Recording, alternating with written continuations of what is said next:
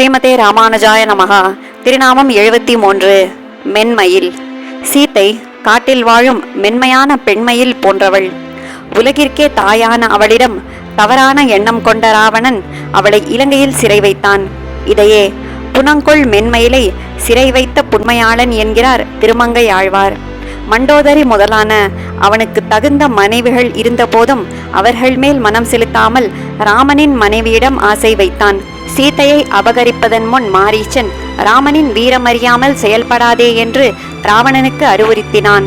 சீதையை அபகரித்த பின் அவன் தம்பி விபீஷணன், மண்டோதரி, தூது வந்த அனுமன் மற்றும் சீதை ஆகியோர் ராமனின் வலிமையை கூறி அவனை மனம் திருந்தும்படி உபதேசம் செய்தனர். யுத்தம் தொடங்குவதன் முன் அங்கதன் சீத்தையை ராமனிடம் ஒப்படைக்குமாறு கூறினான். ஆனால் இறுதி வரை மனம் திருந்தாத ராவணன் ராமனுக்கு தோற்று அழிந்தான். திருநாமம் 74. கன்னி. கன்னி என்று ருக்மணி தேவி குறிப்பிடப்படுகிறாள். விதர்ப்ப தேசத்து அரசன் பீஷ்மகன் அவனது யாகசாலையில் ஒரு பெண் குழந்தையை கண்டான். அந்த குழந்தை பொன்னால் ஆன கொடி போல் இருந்தாள். ருக்மம் என்றால் தங்கம். அதனால் அந்த குழந்தைக்கு ருக்மிணி என்று பெயரிட்டு தன் மகளாக வளர்த்தான்.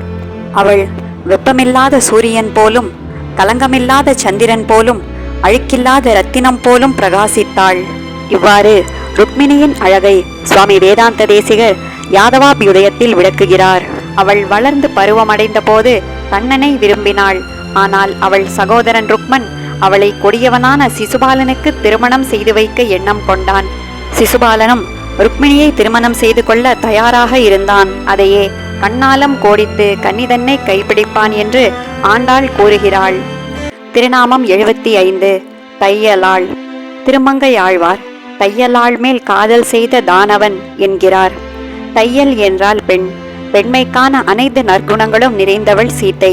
அவள் காட்டில் தனியாக இருக்கும்போது அவளை கடத்தி அசோகவனத்தில் சிறை வைத்தான். நாள்தோறும் காலையில் அவளிடம் வந்து தன்னை மணந்து கொள்ளும்படி வற்புறுத்தினான். மேலும் அரக்கிகளை அவளை துன்புறுத்தி தன் ஆசைக்கு அவளை சம்மதிக்க வைக்குமாறு ஆணையிட்டிருந்தான். அவனது இந்த பாவச் செயல்கள் அவன் அழிவுக்கு வழிவகுத்தன. அவன் சிவனிடம் வரம் பெற்று வாங்கிய வாளை தனக்கு பாதுகாப்பாக வைத்திருந்தான். எனினும் ராமனிடம் தோற்றான். சீதைக்காக ராமன் ராவணனுடன் போர் புரிந்தான். அப்போது ராமன் நெருப்பு போன்ற அம்புகளை செலுத்தி தங்க கிரீடங்கள் அணிந்த ராவணனுடைய 10 தலைகளையும் சிதறி விழும்படி செய்தான். திருநாமம் 76. பாவை. அச்சம், மடம், நாணம், பயிர்ப்பு ஆகிய குணங்கள் நிறைய பெற்ற பெரிய பிராட்டி பாவை எனப்படுகிறாள். அவள் தொடர்பால்தான் அனைத்து மங்கள பொருள்களும் மங்களமாக கருதப்படுகின்றன. ஸ்ரீராமாயணம், ஸ்ரீமத் பாகவதம், திருவரங்கம் என்று மேன்மையை உணர்த்த ஸ்ரீ, திரு என்று தாயாரின் பெயர் சேர்க்கப்படுகின்றது. எம்பெருமானும் திருமால், ஸ்ரீதரன், ஸ்ரீமன் நாராயணன் என்று பெரிய பிராட்டியின் பெயரை முன்னிட்டு தன் பெயரை பின்னிட்டே திருநாமங்களை கொண்டிருக்கிறார். அழகு, செல்வம், ஞானம் முதலானவை அவள் அருளாலேயே கிடைக்கின்றன என்று மகாலட்சுமி தாயாரின் பெருமைகளை ஸ்ரீஸ்தவத்தில் சுவாமி கூரத்தாழ்வான் விளக்குகிறார். அவளை தன் திருமார்பில் கொண்டிருக்கிறார் எம்பெருமான். அதையே பாவை மாயன் மொய்யகல துள்ளிருப்பாள் என்கிறார் திருமங்கை ஆழ்வார். திருநாமம் 77. மாது. பேயாழ்வார் மாதுகந்த மார்வர் என்னும் இடத்தில் பெரிய பிராட்டியை மாது என்று குறிப்பிடுகிறார். அந்த பெரிய பிராட்டியை வேதங்கள் ஒப்பற்ற தெய்வமாக கருதுகின்றன. ஞானிகள் அவளை இறைவனான நாராயணனின் தேவியாக கருதுகின்றனர். பிரம்மா முதலான தேவர்கள் அவளை தாயாக கருதுகின்றனர். அவள் திருவடியில் சூடிய மாலைகளை தேவர்களின் பத்தினிகள் விருப்பத்துடன் தங்கள் தலையில் சூடுகிறார்கள். பிரளய காலத்தில் உலகம் அழிவு நிலையில் இருக்கும். அப்போது ஜீவாத்மாக்களுக்கு நன்மை ஏற்பட வேண்டுமே என்று பெரிய பிராட்டி மனதில் நினைக்கிறாள். அவளது எண்ணமே காரணமாக கொண்டு திருமால் மொத்த உலகையும் படைக்கிறார். வாடிய செடி தண்ணீர் பட்டு துளிர் விடுவது போல் அழிவு நிலையில் இருந்த உலகம் செழிப்படைகிறது. அதனால் எல்லா ஜீவாத்மாக்களும் தங்கள் கர்மத்திற்கு ஏற்ற பிறவியை பெற்று பிரளயத்திலிருந்து மீள்கின்றனர். திருநாமம் 78. புலவி. புலவி என்று திருமங்கையாழ்வார் பூமி பிராட்டியை குறிப்பிடுகிறார். பூமி தேவி உலகிலுள்ள உயிர்களுக்கு வேண்டியதை தரும் கற்பக கொடியாக இருக்கிறாள். அந்த கொடிக்கு பற்றுக்கொம்பாக வராக பெருமான் இருக்கிறார். அவளது பெருமைகள் வாக்கிற்கு எட்டாதவை. கதியற்றவர்களுக்கு கதியாக இருக்கிறாள். புல் முதலாக பிரம்மா வரை பல கோடி உயிரினங்கள் வாழும் பூமி அவளுக்கு விளையாட்டுப் பொருள். அவளது பொறுமைக்கு எல்லை காண முடியாது. அவள் தன்னை அகழ்பவர்களையும் பொறுப்பவள். அடிப்படை தேவைகளான உணவு மற்றும் தண்ணீருக்கு விளைநிலமாக இருந்து அனைவரையும் காப்பவள். எல்லையற்று எங்கும் பறந்து விரிந்து அனைவரையும் தாங்குபவள். செல்வங்களையும் வளங்களையும் கொடுப்பவள் பூமி பிராட்டியே.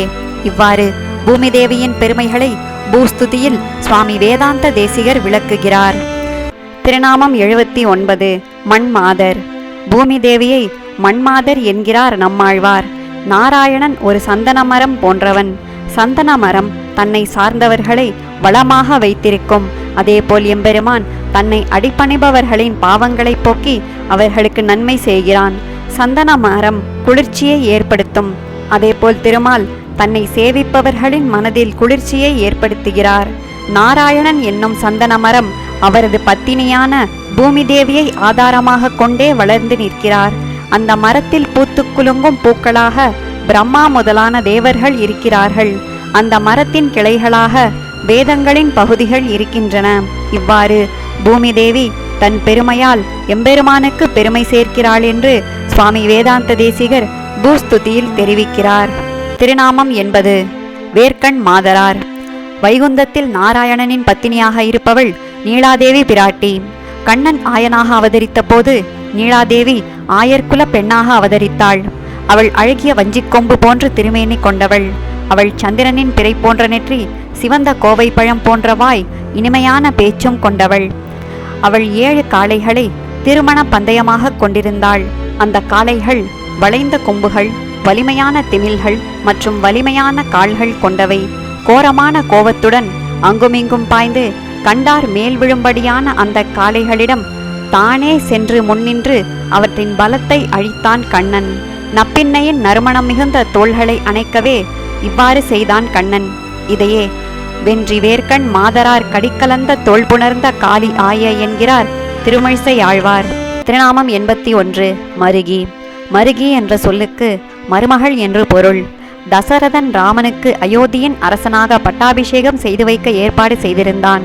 ஆனால் கைகேசி தன் புதல்வன் பரதனுக்கு அரச பதவி என்றும் ராமனுக்கு 14 ஆண்டுகள் வனவாசம் என்றும் 2 வரங்களை கேட்டு பெற்றாள். ராமன் காட்டிற்கு செல்ல தயாராக சீத்தையும் லக்ஷ்மணனும் ராமனை பின்தொடர்ந்தனர். அவர்களை குறித்து மிகவும் வருந்தினான் தசரதன். குறிப்பாக சீத்தையை பற்றி, என் மருமகளான சீத்தை பூவை என்ற பறவையை போன்று மென்மையானவள், மின்னலுக்கு ஈடு செய்ய முடியாத சிறிய இடையை உடையவள். அப்படிப்பட்ட சீத்தையை வனத்திற்கு அனுப்பிவிட்டாயே கைகேயி என்று மிகவும் வருத்தத்துடன் புலம்புகிறார். தசரதனுடைய அந்த வார்த்தைகளை பூவை போலும் மின்பற்றா நுண்மருங்கள் மெல்லியல் என் மருகியையும் வனத்தில் போக்கி என்று குலசேகர ஆழ்வார் பாடுகிறார். திருநாமம் 82. மடமகள்.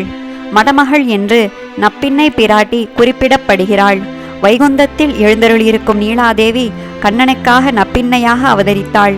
அவள் மேல் கொண்ட அன்பினால் 7 காளைகளை அடக்கி அவளை மனம் புரிந்து அதனால் அழகில் பொலிந்தான் கண்ணன். இதை பற்றி வியமுடை விடையினம் உடைத்தர மடமகள் என்கிறார் திருமங்கையாழ்வார். நப்பின்னை பிராட்டி அச்சம், மடம், நாணம், பயிர்ப்பு ஆகிய நற்குணங்கள் அனைத்தும் நிறைய பெற்றவள். அவளது அன்பிற்கு உரிய மணாளனாக பெருமை பெற்றவன் கண்ணன்.